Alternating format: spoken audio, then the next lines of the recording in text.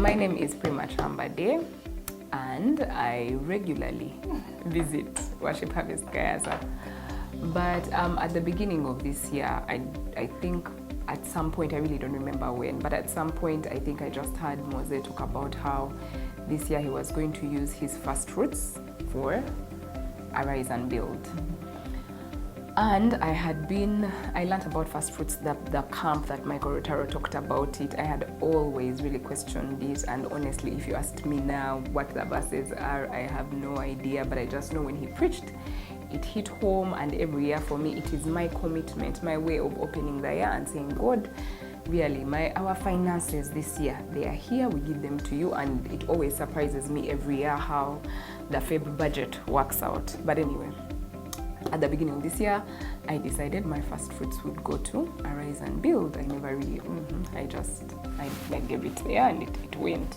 I just believed God for things related to land. I wasn't even specific about it. And then I think the first Word Alive, the last day, Mose came, talked about buy the land. For me, it wasn't even over like, it wasn't those convictions of in the heart of like you cry and you're like, Lord, you have said. Beautiful land over there. So it's about 31 decimals. And they want only 600 million shillings. Strategy is to find 600 or some people like you to each give me 1 million in. But he had this thing of he needs 600 people to raise 1 million shillings. I was like, surely, can I fail to be among the 600 people to raise 1 million shillings? And then I think for me, it really even hit home more when he said Primah was going to give alone, then his wife, then the children. I said, really? Ari is doing her 1 million. I'm doing my 1 million. And the kids are doing their 1 million from our household. And so I was like, Lord, this is your work. 1 million can be raised. So that day immediately I made the commitment, and I think the next week, just so I don't forget, because it's easy to get caught up and then you forget, but I made the commitment, paid the next week, and we moved on.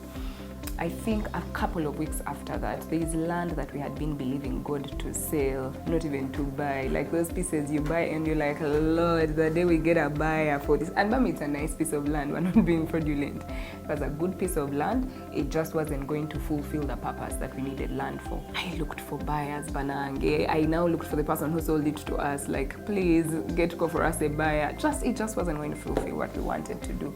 After a couple of years, now we had put a certain, valuation. We had valued it and we thought it was a certain value. So we were looking for really the bare minimum that you can get, what demo time value for money, the bare minimum you can get. So we had really undervalued it. So Mix calls me and he's like, you'll never believe I have gotten somebody to buy the land, literally to buy our land.